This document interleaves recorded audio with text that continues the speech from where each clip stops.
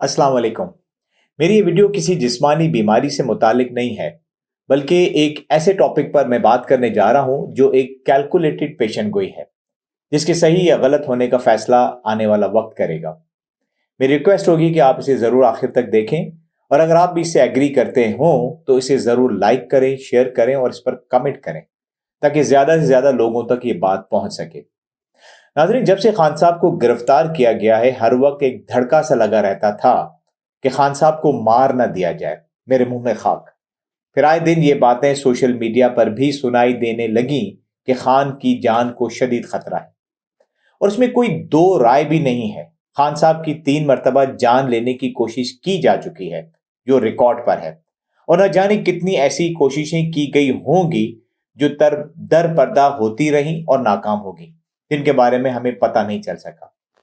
लेकिन 2 माह पहले एक ख्याल मेरे दिल में आया, जिसके बाद से मुझे एक यकीन हो चला कि इंशाल्लाह खान को कुछ नहीं होने वाला। मुझे इस शरह सद्र कैसे हासिल हुआ उसकी तफसील में आगे बताता हूं, लेकिन उससे पहले कुछ बातों को समझना बहुत जरूरी है। पहले यह समझें कि जब किसी शख्स पर जानलेवा हमला किया जाए, उसकी नौयत कुछ भी हो, लेकिन वो शख्स जिसको मारना मकसूद था वो बच जाता है, तो उसके दर पर्दा 3 असबाब हो सकते हैं। एक, मारने वाला मारना नहीं बल्कि डराना चाहता है, और ये किसी मकसद के हुसूल के लिए होगा। दो, बंदा बच गया लेकिन क्योंकि अभी उसकी मौत का वक्त नहीं आया। अच्छा, ये एक अमूमी सोच है जो किसी के लिए भी कही जा सकती है, वो चाहे मेरे जैसा एक आम सिविलियन हो या सिक्योरिटी फोर्सेस में खिदमत देने वाला सिपाही। तीन, इसमें भी बंदा बच गया लेकिन बंदे का ये बच निकलना एक आला मकसद के लिए होता है, क्योंकि कुदरत यानी हमारा रब नहीं चाहता कि ये बंदा इस दुनिया से जल्द रुखसत हो, क्योंकि वो इस बंदे से कोई काम लेना चाहता है, और मकसद के हुसूल तक उसे जिंदा रखना कुदरत की जिम्मेदारी है। सूरह आले इमरान की आयत वमकरू वमकरल्लाहु वल्लाहु खैरुल माकिरीन कुदरत के इन्हीं प्लान्स के हवाले से, जो बताती है कि एक मंसूबा बंदों का होता है और एक हमारे रब का, और हमारे रब बेहतरीन मंसूबा साज है। हम अगर सिर्फ इस्लामी तारीख की बात करें तो ये उन अशखास से भरी पड़ी है जिन्हें कुदरत ने मकासद के हुसूल तक जिंदा रखा, फिर चाहे वो अंबिया किराम हो, सल्फ सालिहीन हो, मुहद्दिसीन हो या आइमा किराम। पाकिस्तान तारीख में भी कई मिसालें हैं, लेकिन मैं सिर्फ चंद का नाम लूंगा। मसलन कायदे आजम मोहम्मद अली जिन्ना, बावजूद इंतहाई कमजोरी और बीमारी के, कुदरत ने उन्हें उस वक्त तक जिंदा रखा जब तक कि कयाम पाकिस्तान अमल में नहीं आया। जुल्फकार अली भुट्टो, उनसे लाख इख्तलाफ सही, लेकिन कुदरत ने उन्हें भी उस वक्त तक जिंदा रखा जब तक पाकिस्तान एटमी पावर के हुसूल की राह पर नहीं चल पड़ा। उनका सुनहरी जुमला, घास खाएंगे लेकिन एटम बम जरूर बनाएंगे, तारीख में हमेशा याद रखा जाएगा। अब्दुल सत्तार ईदी, फलाई कामों की जो बुनियाद उन्होंने पाकिस्तान में रखी, बाकी इदारों ने अपनी इमारतें उसी मॉडल पे खड़ी की। अपनी 28 साल लंबी उम्र जो कुदरत ने उन्हें दी, उसका उन्होंने इस फलाही मकसद के लिए भरपूर इस्तेमाल किया।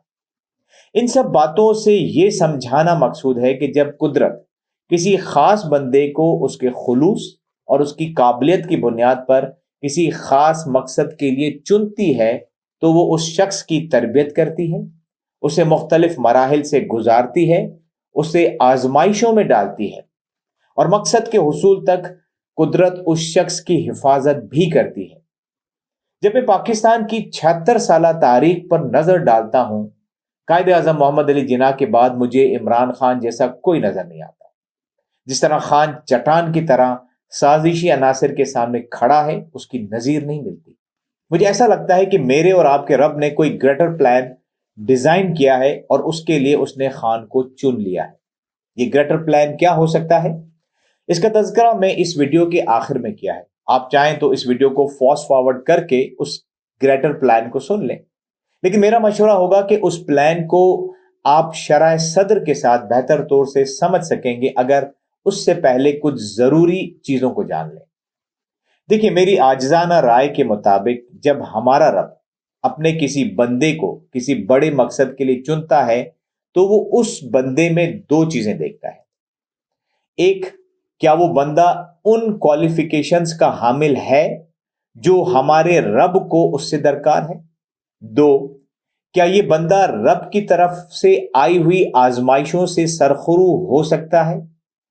آئے ہم مختصراً دیکھتے ہیں کہ کیا خان صاحب کے پاس وہ کوالیفیکیشنز ہیں۔ میں نے ان کوالیفیکیشنز کو ایک ایک کر کے مختصراً بیان کیا ہے۔ نمبر 1، نیت کی سچائی اور خلوص۔ کوئی کتنا بھی بڑا لیڈر کیوں نہ ہو ناظرین، اگر اس کی نیت ہی صحیح نہ ہو تو ایسے لیڈر کو منافق کہتے ہیں، اور بڑا لیڈر کبھی بھی منافق نہیں ہوتا۔ اگر خان کی زندگی اور سیاست کو دیکھا جائے تو کبھی کسی نے خان کے لیے منافقت کا لفظ استعمال نہیں کیا۔ خان نے ہمیشہ انصاف اور قانون کی حکمرانی کی بات کی، اور جیل جانے تک اور جیل کے اندر سے بھی اسی بات کی تکرار کرتا رہا ہے۔ نمبر 2، ایمانداری۔ یہ وہ صفت تھی اور ہے جس کے باعث لوگوں نے اربوں کے ڈونیشنز دیے جب بھی خان نے آواز اٹھائی، چاہے شوکت خانم ہاسپٹلز کے لیے یا ملک میں سیلاب اور زلزلوں کے لیے۔ اور اسی صفت کے باعث خان نے نہ صرف کرپشن کے خلاف آواز اٹھائی بلکہ ان پارٹیوں کے سربراہان سے بھی ہاتھ نہیں ملایا جو گردن تک کرپشن کی دلدل میں دھسے ہوئے ہیں۔ یہی صفت ہے جس کے باعث خان جب بڑے بڑے ممالک کے سربراہان سے ملتا ہے تو ان کی آنکھوں میں آنکھیں ڈال کر اور سر اٹھا کر بات کرتا ہے۔ نمبر 3، بہادری۔ ناظرین، اندر سے خوفزدہ شخص کبھی بھی بڑا لیڈر نہیں بن سکتا۔ امریکہ کو ایبسولوٹلی ناٹ کہنا ہو، یونائٹڈ نیشن میں اپنے نبی صلی اللہ علیہ وسلم کی حرمت کی بات کرنا ہو، لا الہ الا اللہ کا نعرہ بلند کرنا ہو، اسلاموفوبیا کا معاملہ ہو، اسٹیٹس کو چیلنج کرنا ہو، ملک کے سسٹم میں موجود غلط روایات سے ٹکرانا ہو، یا حقیقی آزادی کا شعور عوام میں بیدار کرنا ہو، اس طرح کے کام ایک دلیر اور بہادر انسان ہی کا وصف ہوتا ہے۔ 4، انسان دوستی۔ ناظرین، اللہ کو اپنے ان بندوں سے بہت محبت ہوتی ہے جو اس کی مخلوق کے لیے آسانیاں پیدا کرتے ہیں۔ خان کی انسان دوستی اس کی فلاحی اور سماجی خدمات میں جھلکتی ہے، چاہے وہ شوکت خانم ہاسپٹلز ہوں یا القادر اور نمل یونیورسٹیز۔ اس کے علاوہ خان نے اپنے دور حکومت میں صحت کارڈ، لنگر خانے، دسترخوان اور شیلٹرز وغیرہ جیسی عوامی خدمات انجام دیں جو خان کی انسان دوستی کا منہ بولتا ثبوت ہے۔ نمبر 5، اصول پرستی۔ یہ اصول پرستی ہی ہوتی ہے جس کے باعث کوئی انسان اپنے موقف پر ڈٹ کر کھڑا ہو جاتا ہے۔ خان کی اصول پرستی اور موقف پر ڈٹ جانے کی کئی مثالیں ہیں، لیکن اگر آپ حالات حاضرہ کا جائزہ لیں جہاں خان گزشتہ کئی ماہ سے جیل کی سختیوں کو جھیل رہا ہے لیکن وہ اپنے موقف سے پیچھے نہیں ہٹ رہا، سسٹم سے کوئی ڈیل نہیں کر رہا، ورنہ وہ کب کا ملک سے باہر جا چکا ہوتا یا آزاد ہو کر کمپرومائز ہو چکا ہوتا۔ تاریخ میں آج تک کوئی ایسا شخص نہیں ہوگا جس پر اتنے کم وقت میں 200 سے زیادہ مقدمے بنا دیے گئے ہوں، لیکن خان ہے کہ جھکنے کا نام ہی نہیں لے رہا۔ 6، عوام میں پذیرائی۔ ایک بڑا اور عوامی لیڈر وہ ہوتا ہے جس کے چاہنے اور ماننے والے ملک کے ہر کونے میں موجود ہوں۔ خان فیڈریشن کی علامت ہے کیونکہ اس کی پارٹی کو 5 صوبوں میں نمائندگی حاصل ہے۔ آپ خان کی محبت تو دیکھیں لوگوں کے دلوں میں کہ اس کی پارٹی سے ایک بلے کا نشان چھین لیا گیا، اور پھر دنیا نے دیکھا کہ 500 سے زیادہ الگ الگ نشانات جو قومی اور صوبائی نشستوں پر خان کے آزاد امیدواروں کو دیے گئے تھے، کیسے لوگوں نے ڈھونڈ ڈھونڈ کر ان پہ ٹھپے لگائے اور خان کو 2/3 سے زیادہ کا مینڈیٹ دلایا۔ 7ویں کوالیفیکیشن، بین الاقوامی نیک نامی۔ ناظرین، بڑا لیڈر وہ ہوتا ہے جسے اپنوں کے ساتھ ساتھ غیر بھی مانے۔ خان کی وجہ شہرت صرف ایک ایسی سیاسی پرسنالٹی کی نہیں ہے جو پر اعتماد ہے، ویل ایجوکیٹڈ ہے، اپنا موقف بہت اچھے اور کانفیڈنس کے ساتھ بتا سکتا ہے، بلکہ بحیثیت کرکٹ لیجنڈ اور بحیثیت سماجی شخصیت کے بھی خان نے پاکستان کے پروفائل کو عالمی سطح پر بلند کیا ہے۔ ان کوالیفیکیشن کے علاوہ ہو سکتا ہے کچھ اور بھی خوبیاں ہوں جو مجھ سے مس ہو گئی ہوں یا جو ہماری نظروں سے اوجھل ہوں، خصوصاً وہ تعلق جو ایک بندے اور اس کے رب کے بیچ میں ہوتا ہے۔ اب آپ لوگ دل پر ہاتھ رکھ کر بتائیں کہ کیا خان جیسی کوالیفیکیشن رکھنے والا اور اس جیسا سیاسی اور سماجی قد کاٹ رکھنے والا کوئی اور ہے ہمارے ملک میں اس وقت؟ اگر ہے تو ضرور کمنٹ باکس میں بتائیں۔ ناظرین، میرا گمان ہے کہ میرے رب نے عمران خان کو اپنے گریٹر پلان کے لیے سلیکٹ کر لیا ہے۔ اب اس گریٹر پلان پر عمل کرنے کے لیے جس ٹریننگ کی ضرورت ہے، اس کے لیے خان کو مشکلوں، تکلیفوں اور آزمائشوں سے گزارا جا رہا ہے۔ خان صاحب کی 27 سالہ سیاسی جدوجہد بھی ایک طرح سے ٹریننگ کا حصہ تھی، لیکن 10 اپریل 2022 کو گورنمنٹ ختم ہونے کے بعد کا وقت اور گزشتہ کئی مہینے جو خان جیل میں گزار رہا ہے، اس میں زبردست ٹریننگ کی جا رہی ہے خان کی، قدرت کی طرف سے۔ ناظرین، ایک بات یاد رکھیے گا کہ جیل میں خان کو فرصت ہی فرصت ہے، اور خان ان فرصت کے لمحات کو ضائع نہیں کر رہا۔ ایک طرف تو وہ اپنا تعلق اپنے رب سے رات کی تنہائیوں میں بڑھا رہا ہے، جس سے اس کے اندر قوت ایمانی میں اضافہ ہوا، جبکہ دوسری طرف قرآن کو پڑھنے اور سمجھنے کے ساتھ ساتھ دنیا کی دیگر کتب کا بھی مطالعہ کر کے اپنے علم اور اپنی ویژن میں اضافہ کر رہا ہے۔ اس لیے یقین جانیے کہ انشاءاللہ بہت جلد جب خان جیل سے باہر آئے گا تو آپ اس کا بیسٹ ورژن دیکھیں گے۔ اب صرف آخری بات کر کے میں قدرت کے گریٹر پلان کی طرف بڑھتا ہوں۔ دیکھیے، ہمیں سمجھنا ہوگا کہ اس وقت پاکستان کہاں کھڑا ہے۔ 1947 میں پاکستان اور انڈیا ایک ساتھ آزاد ہوئے۔ دونوں ملکوں نے اپنے اپنوں پاؤں پر کھڑا ہونا تھا۔ کسی بھی ملک کو بہتر انداز میں ترقی کرنے کے لیے 3 اداروں پر زیادہ فوکس کرنا ہوتا ہے۔ ان کو ٹرانسپیرنٹ رکھنا ہوتا ہے، انہیں طاقت دینی ہوتی ہے۔ یہ 3 ادارے معیشت، عدلیہ اور سیاسی ادارے ہیں۔ انڈیا نے سویلین سپریمیسی پر کام کیا، اپنی عدلیہ کو آزاد رکھنے کی کوشش کی اور اپنی معیشت کو دنیا کی 6ٹی بڑی معیشت بنا ڈالا۔ سائنس اور ٹیکنالوجی کی ترقی تو ایک الگ باب ہے جس پر ہم بات نہیں کر رہے، لیکن پاکستان کو اپنوں کی نظر بد کھا گئی۔ مفاد پرستی، منافقت، کرپشن اور سازشوں کا ایک سلسلہ ہے جو 76 سال گزرنے کے بعد بھی بڑھ رہا ہے اور ختم ہونے کا نام نہیں لے رہا۔ یہ ہماری بہت بڑی بدقسمتی ہے کہ جس ملک کو ہم نے اس لیے حاصل کیا کہ اسے ریاست مدینہ کی طرز پر رکھیں گے، لیکن ویری انفارچونیٹلی اس دین کو ہم نے صرف عبادت کی حد تک ہی پریکٹس کیا۔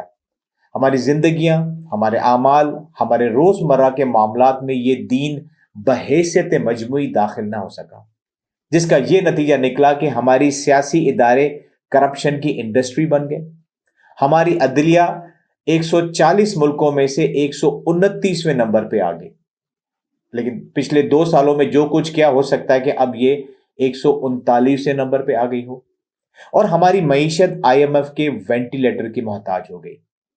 ہمارے حکمران جو قرض اور مدد لینے کے لیے کشکول لے کر ملک ملک گھوم رہے ہوتے ہیں، اس نے ہمیں بحیثیت پاکستانی قوم جگہ جگہ شرمندہ کیا ہے۔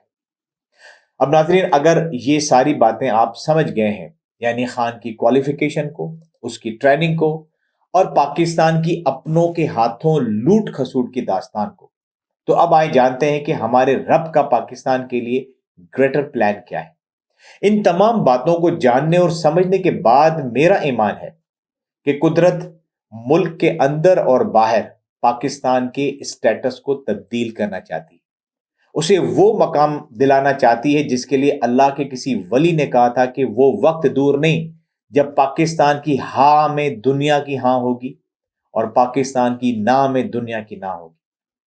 اور ناظرین، تبدیلیاں اچانک سے نہیں آتی، ان کے لیے لوگوں کو بدلنا ہوتا ہے، ان کی شعور سازی کرنی پڑتی ہے، لوگوں کو مخصوص حالات سے گزارنا پڑتا ہے، اور اس کے ساتھ ساتھ قدرت نے ان لوگوں، ان قوتوں کو بھی ایکسپوز کرنا ہوتا ہے جنہوں نے اپنی مفاد پرستی، مکاری اور منافقت سے ملک کو اس حال تک پہنچایا ہوتا ہے۔ اور قدرت جب انتقام لیتی ہے تو ناظرین وہ مارتی نہیں ہے بلکہ گھسیٹتی ہے اور رگڑتی ہے۔ آپ نے حدیث قدسی تو سنی ہوگی جس میں اللہ تعالیٰ کہتا ہے کہ اے ابن آدم، ایک تیری چاہت ہے اور ایک میری چاہت ہے۔